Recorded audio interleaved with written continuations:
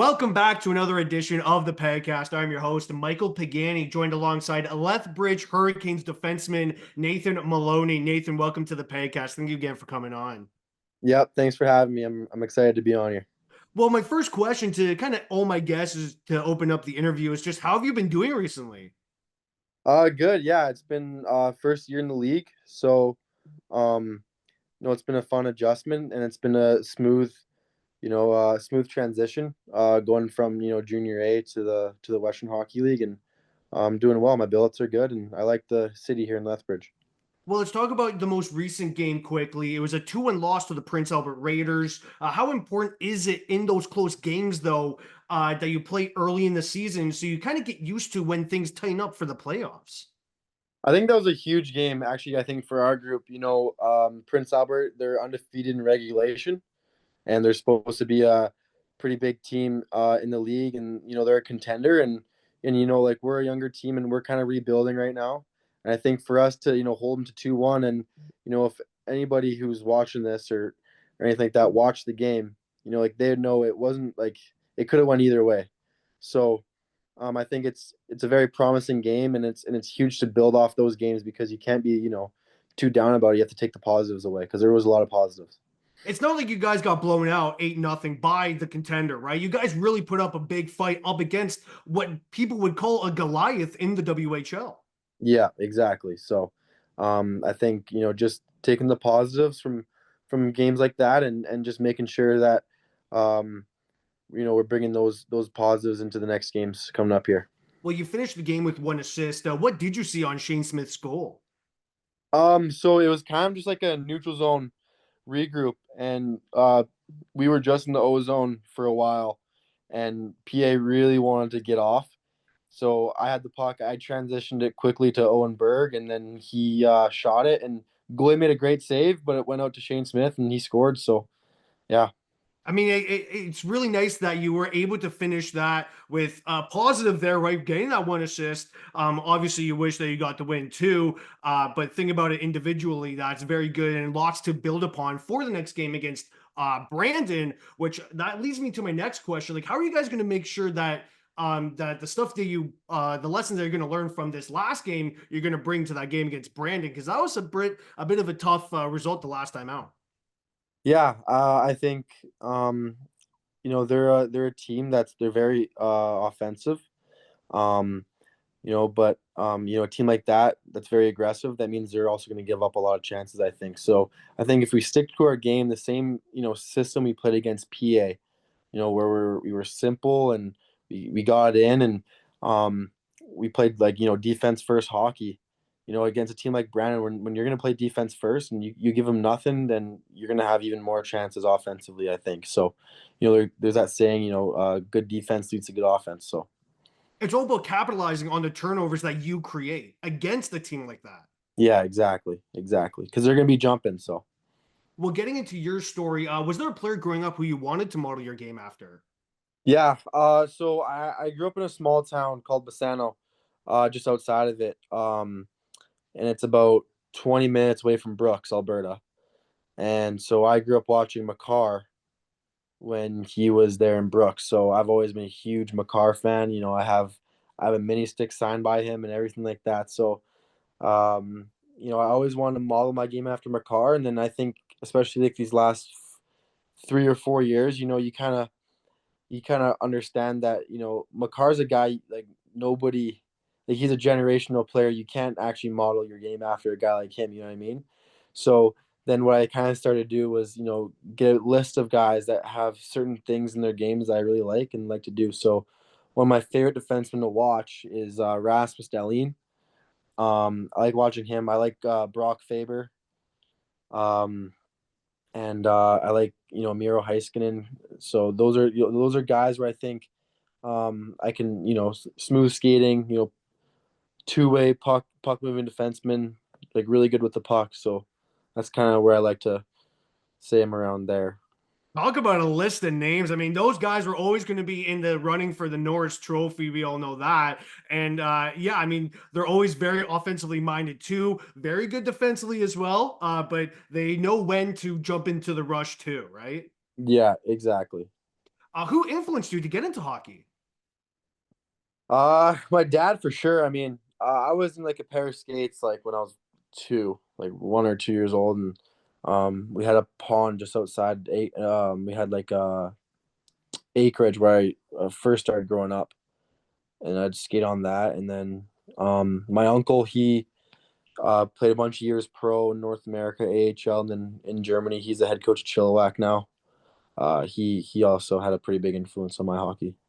Well, how cool is it that, you were just growing up with hockey ingrained in your family, going out to some of your uncle's games, and now kind of seeing the position that you're in today, playing in the WHL? Yeah, it was super easy too. Like, I still am, and like I'm just a student of the game, and I think it's because of the way I was brought up. Like it was always hockey. You know what I mean? Like, um, I always want to do it every single day. I still do. It's just kind of my life. I love the game. So Well, like we're kind of talking about, you're from Alberta. How did you choose between the Oilers and Flames? I was born in Edmonton. So I was born in Edmonton, and then my whole family tree like is Oilers fans. So even when we moved south, after I was born, like it was always Oilers, and like pretty diehard too, like pretty crazy. What are some of your favorite memories from the Battle of Alberta? Uh, Probably the McDavid goal, the OT goal. You probably know that was coming. Yeah. Um, I don't know if you remember Jordan Eberle's first NHL goal. That game against the Um, Flames, that was yeah, nasty. yeah, that was he. I have his jersey, like that's so OG it gets. Like Sam Gagne, like that was my time. Like that was like that's where it's at for me. So, I'd say yeah, like that one, and then when McDavid got drafted, that was pretty cool. Um, Yakupov's goal, that was pretty cool. Yeah, that was against the Like, Kings, but yeah, still a very cool goal. yeah, like it was good. Yeah. Well, I mean, you're continuing that, I guess, fandom, funny enough, with playing with the Okotoks Oilers, just happens to be another team coined with the Oilers. How did they kind of help you develop before being drafted to Lethbridge? Yeah, I was never drafted. Oh, really? Yeah, never. I was undrafted. Wow. Well, I mean, hey, everyone see that's the best part about this is everyone's career is so different. Yeah, And yet yeah, you're contributing, you're leading the Hurricanes defense core. yeah, yeah. So, it's kind of tough that my age group to 2006, and this is going back to Okotoks. I was playing my minor midget AAA year, U16, and our draft was like because of COVID, there was no Bantam draft. Right. Yeah, There that's was no massive. WHL. There was no WHL Bantam draft for the '06 class, and we our draft was like we had like 13 games to showcase ourselves, Yeah. and then the draft happened. So, I obviously I had a really good year that U16 year, like production wise, and I talked to a lot of WHL teams before the draft, and obviously it didn't go my way, but um, it's just one of those things where, and I think going back to the way I grew up and just always kind of sticking with it and always like working hard, you can't like doubt yourself or think it's all done because you didn't get drafted. I mean, there's so many players in the NHL who don't get drafted, so many WHL players who don't get drafted. You know what I mean? Like, you just kind of have to stick with it, and it's a long journey, but I think if you just believe in yourself and keep going, it'll work out in the end. So. Well, how important was it that you didn't see much roster turnover? Because you played with the Oilers for, a lot of seasons and a lot of important times during your development. So, like, how important was it that you didn't see much roster turnover from each season? It was good. Like, I still have a bunch of really close friends like from those teams. You know what I mean? So, um, it's easy for chemistry. Like, it's easy to win games when you're with the same guys. Like from years prior. So, um, it was really like midget was a really fun time for me. I had a lot of fun in my midget years. Well, in the 23-24 season, you won the AEHL U18 Top Defenseman Award. To be recognized for that, what does that mean to you? It was unbelievable. It was my first like major award I've ever won, and it was I think it was kind of mind blowing. Like it was super cool to be recognized for it, and I just think there's a long list of names that there's a lot of good hockey players who also have had that award, and I think just to be recognized, it was really cool moment, very cool. You mentioned that it was mind blowing. Like, how, I guess, taken aback or shocked were you when you were the recipient of that? Yeah, it was crazy. I had no idea how the voting process worked, but basically what it is every team in the league votes like who they thought like the coaches who they thought was a top defenseman. And I think just to be recognized by every team, it was like that's it's pretty impressive in my opinion, and um just thinking of it was very it was an honor. And last season, I mean, that was just a magical season for you, winning the AJHL Championship. How would you summarize that season? Yeah, that season, man, I probably think about last year probably at least once a day. Like that's one of those years you tell your kids and your grandkids about. Like that was by far the coolest year of my life. um not just like like the awards or the championships. Like what we had in that dressing room was just 24 brothers. Like no like just unbelievable, the most resilient group I've ever played for in my life. Like there was games where we'd be down 3-0 and we were in the dressing room just like, we're fine, like we got this, you know what I mean? Like, and not only that, just like the skill of our team. Like we won the national championship game 7-2. We won when we won the AJHL championship. We swept, and each game, like game one, I think we put up 9 goals. Game two, we put up 6 goals. Game three, put up 7, and then game four, we put up 7. Like it was just like unbelievable group.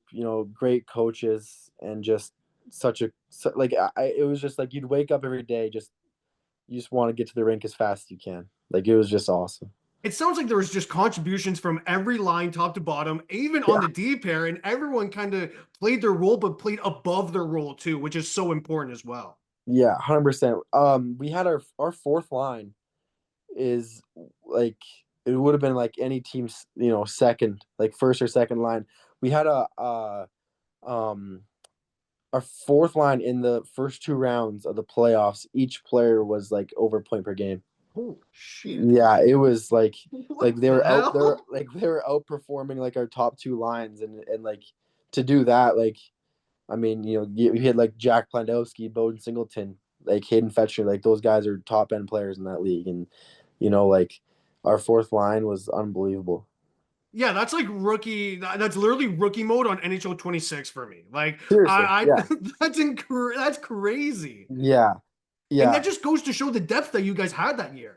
yeah. It was cool, but like nobody, like our coaches didn't treat it like a fourth line. Like we never had. It was never first, second, third. It was just like we're rolling 4 first lines. If that makes sense, you know what I Oh mean? no, 100% it does. Like everything was, aside from the power play, like everything was even. Like everybody was rolling, you know what I mean? Like it would suck for the other team because it's like, wow, like another good line. Yeah, exactly. They're going through video in their film meeting and they're trying to pinpoint like guys that got to shut down. They're just circling 5 guys at a time because they Yeah, know that you yeah, going up against you guys is hell. yeah, exactly. And then our decor was also super solid, just perfect balance of different kinds of players. Well, talk to me about the adversity that you guys faced during that season because obviously, a championship never comes easy. Yeah, no, like like we had a lot of guys kind of come in and out at the start, kind of, and even at the start, we were never like first. Like we're probably always like second and third in the league, or even in the South Division. And I think the second half kind of started, and we kind of all just put our best foot forward, and we all just kind of just said, you know what, like we're all in this together, and we know what we want. And then the biggest thing was like we wanted to be we wanted to earn our Centennial Cup. Like we hosted it, but we didn't want to just be like host. Like we didn't want to be in the Centennial Cup because we're hosting it. Like we wanted to be there because we also won the AJHL Championship. So it was one of those things where it's like everybody just kind of just locked in, and it was we just took off. Our second half, including playoffs, our playoff record was, not including Centennial Cup. Our playoff record was 12-1. Oh my God. In including Centennial Cup, our playoff record was um 17-2. That's otherworldly. Like what? Yeah, yeah, and then That's like crazy. in the second half we lost like two regular season games. Oh my Like God. Yeah, clearly. Everyone just yeah, it dialed was in. everybody was just like rolling, and like our power play was at like 40% second half. Like everybody's kind of just like we're gonna do this thing. Well, okay, I want to pump your tires here. So, 40 points in 44 regular season games, another 16 points in 13 playoff game or yeah, 13 playoff games. AHL most outstanding defenseman, AJHL, I said AHL, sorry, AJHL most outstanding defenseman, AJHL most points by a defenseman in the same company as Cale Makar, who you mentioned earlier, Chris Phillips, who's a longtime Ottawa Senator, and Dave Hackstall, who's been around the league coaching and obviously had a career there in the NHL. How important was that season, that 24-25 season, for your development with the Calgary Canucks? It was huge, and I owe them everything because they helped me with so much, and they're the reason why I'm here playing for Lethbridge. Like I got listed by Lethbridge of the AJHL, um, like all of the like the skills and all the defensive work and all that stuff, like that all goes to my coaches, Brad Moran and Matt Robinson. They were always stuck with me and always kind of helped me round up my game. And then I also had amazing players around me to help me get those things. You know what I mean? Like, as much as it is an individual stat, I think it's also a team stat, and I think it reflects how well our team um, performed, and they were a huge help. So I wouldn't have had all those things without them for sure. Well, you mentioned that you went or not went to, but you loved having Cale Makar and Brooks there. Did you ever envision sharing a trophy with him or like being, kind of like named AJHL top defenseman, same award that he won? Honestly, like I never thought about it until I won it. Like I was just kind of just like wow, like he also has this one. You know what I mean? And I think it's a huge props to the AJHL. I think it's a very competitive league, and I think now with like the rule change, I think it's an amazing development league for younger players to go into and move up to the next levels. Um, is awesome. So tell me about like the moment that Lethbridge listed you, the moment that you signed, because that's kind of an interesting story there. Did a lot of Hurricane scouts come out to a lot of your Calgary Canucks games? The general manager P. Enholt had came to a couple of my Canucks games, and when they listed me, it was in February. And he called me, he let me know, and it was actually it was a cool phone call because he was like listen, like we listed you, um and then but here's things like we like to see. So it's not only did they list me, but they also helped me understand what they needed from me as well. And I think I put kind of those things in my game, and then I had a really good playoff run and a really good Centennial Cup run, and I think 2 days into Centennial Cup, they offered to sign me. So then I signed Wow. with them, and that's kind of when I was like, that was huge. I always wanted to play in the Western Hockey League. My main focus was to play NCAA Division One because my uncle did it. He played 4 years at Michigan State. Um, so like I've already been committed, but like the rule change happened and everything like that, and then the option of playing in the dub and being committed at the same time, I thought was unbelievable. Like you get the best of both worlds. Well, yeah, so I actually have a question written down there is about the rule change. So that's kind of a major shift in junior hockey where you're allowed to play in the dub, in the O, and the Q, and still be committed to D1 hockey at the same time. So when you heard about that rule change, kind of what were your initial thoughts on it? I was excited. because I had a feeling, it happened in November 7th. And Quinnipiac, they were super like transparent about it. They were like, yeah, like rule change happening. It'd be awesome for you to play in the Western Hockey League and get that development too before you come here. And uh, I think it's been such a smooth transition, and everything's been going well. So when I initially heard about it, I was like, wow, this is gonna be cool. This is exciting.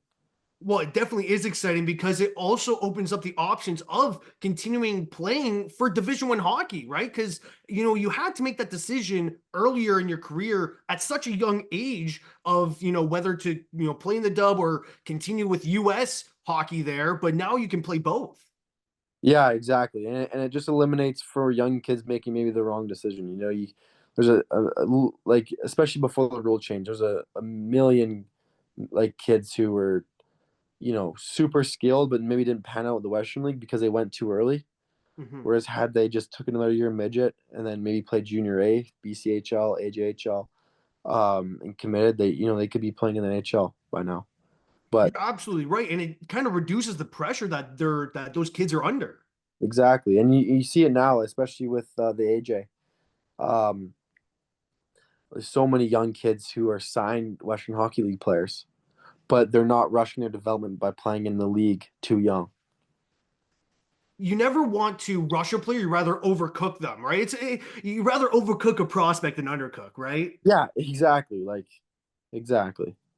So I wanted to ask about the biggest adjustment that you had to make for your game, jumping from the AJHL to the WHL. It would have to be just quicker, like way quicker decision making. In this league, like players are a lot faster and they're a lot smarter. And as a defenseman, like the play starts with us.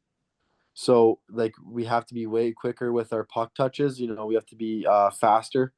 You know, and you have to be able to read a play. So there's a lot that goes into it, and I think the details as well, and the structure. There's a lot of details to the structure. But I think if you're a smart hockey player and you can understand it, and I think I've understood it, it comes easier to defend.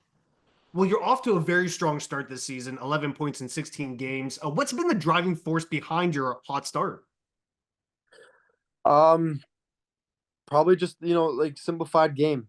Just making the right plays in my own zone and kind of joining up in the rush because you can't really get points if you're playing in the D zone all game. So just making quick decisions and getting up there, and then trying to make plays, trying to see plays. But a lot of my assists have been from just getting pucks on net, their rebounds or a quick first pass and a goal. How would you evaluate your season so far, and how would you characterize your game for someone that's never watched you before? Yeah, I think I've had a pretty good start so far to the season, and I think for a person who doesn't know how I play, I'd say I'm a mobile defenseman. I'm offensive, and I have really good puck skills, and I think I have a high hockey IQ. And I think I have a really active stick in the D zone, and I can defend well. So I'd say I'm a puck moving 2A defenseman. And in what ways do you think the team can improve for the rest of the season? I think the way we can improve is, I think everybody just needs to simplify their game a little bit, including myself. I think we're such a young team and we're all so new, a lot of new faces that it can kind of get ugly when we're trying to do too much, and then we've got four guys deep, three guys deep, too many odd man rushes. I think when we play as a core, and we're all together coming up the ice, then it's so much easier to play with each other. And that Prince Albert game, the Tri City game, like those are both like just great, examples of how our team can play and will play, moving forward.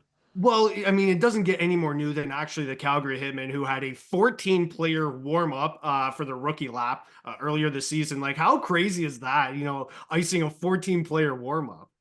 That's insane. I think that's crazy. That's 60% of the team is new. Like, Yeah, I know, right? You talk about rebuilding teams, and basically the Hitmen almost had their full roster for a rookie warm up. yeah, it was unbelievable. We have I think we have like up there. We're pretty close up there. Do you have the number?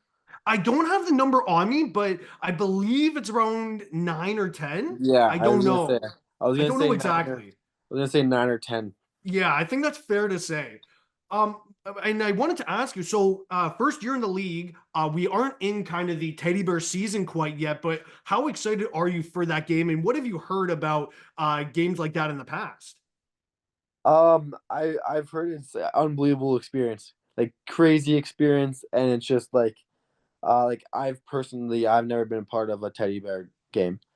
But like I've heard it's just crazy. The barn is packed, and then when you score a goal, like it's like 30 minutes to clean everything up. You gotta get your pictures with your boys and all that stuff. So I'm excited for a game like that.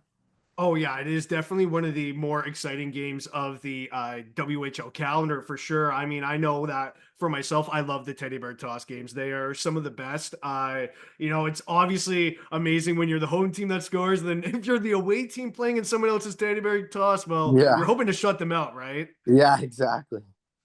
So what is your game day routine like? So I wake up around like 6:45, 7. Eat a quick. It'd be like a small, quick breakfast, like yogurt and granola. And then I'll head to the rink for like 8:30. And so then we have meetings, power penalty kill meetings, face off meetings, and then we have pregame skate, which is optional. Me personally, I don't skate on game days, and only times I will is if I'm like trying something new or if it's like quick for like our power play. And then I'll head home. I'll like hang out for maybe like 20, 30 minutes. Then I'll sleep for just under an hour. And then I'll get up, I'll eat my pregame meal, which is chicken and rice and vegetables. And then I'll go for a walk, and then I'll come back, cold shower, get dressed, and head to the rink. Cold shower.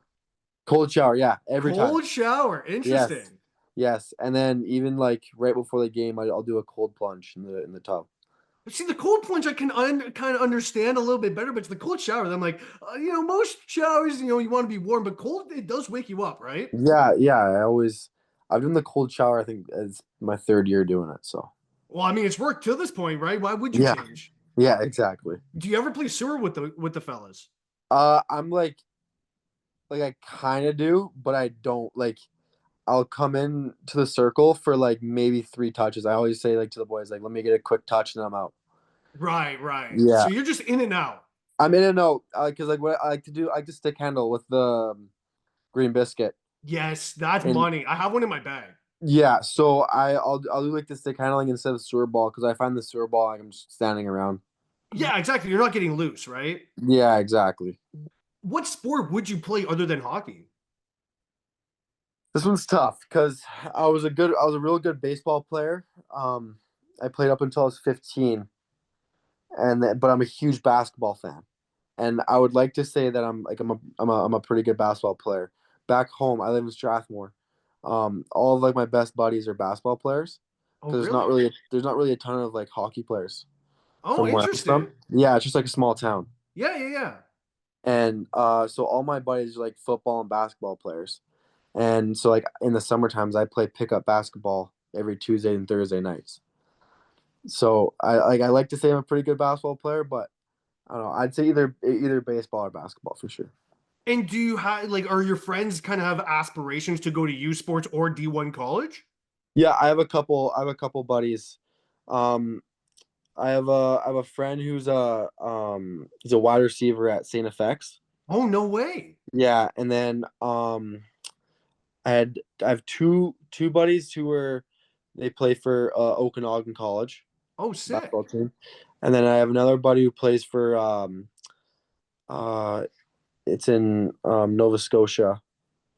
Dalhousie, No, not Dalhousie. It's a Acadia. no. I'm out of answers. It's a use. It's like I would know. Like I would know. Oh no, I'd have to go with this is tough. tough. Yeah, he plays U Sport. Plays U Sport there. He plays basketball there. Oh, sorry.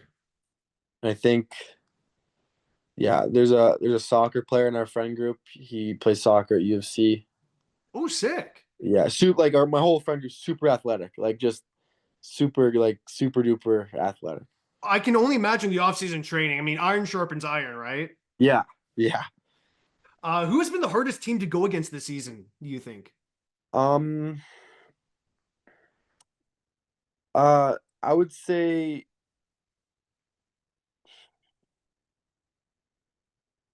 we played some good teams. Um, Hardest team, I would say Saskatoon was tough to play against because they have a really deep team, including their decor and their goalie. They have a really good goalie in Evan Gardner. Yeah, he's nasty. Yeah, he's really good. And when we played Manhattan, they were good.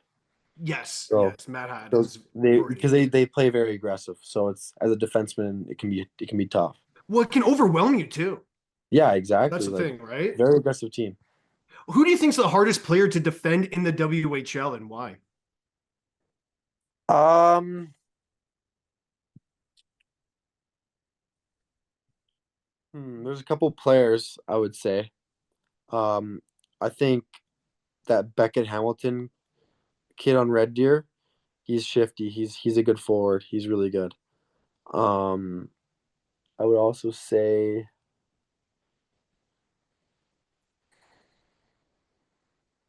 Edmonton has like those three forwards. Yeah, They they have do. they have Yeko, Sochin, and um Halenka Those guys are nasty. and Curran, where they're all like just really good hockey players and they can be tough to defend. Edmonton's a good team. They have a really good team this year. Uh, yeah, I'd say for some of those players. Which arena are you most looking forward to playing in? It it was Rogers Place, and I already played there. Against Edmonton, and that was awesome. It was a super fun game, and I played well too. So I'm really looking forward to going back there. Did you have many friends and family come out for that game? Yeah, I had a bunch of aunties and cousins on my mom's side. That's where they're all from. My mom's side's all from Edmonton. Well, that's great that you had a lot of family and friends. I'm sure that added so much motivation to you as well. Oh yeah, big time. Why do you wear the number 8? I mean, I had to add that. yeah, I mean, yeah, it was pretty much solely based on Kale McCarr. I'll just tell you that. Yeah, 100%. My last question here for you is, do you have any advice for younger hockey players? Yeah, I would say if you're at the ages of like 12 to like 18, like that, just that kind of that age group, always just stick with your craft and make sure you always you treat every practice and treat every workout like it's your last, and you have to really make sure that you keep your head down, focus if you really want it, because I think if you put it out there and you work your butt off, whether you go undrafted or you're in the first round or you're playing top line minutes or you're not, I think the cream always rises to the top.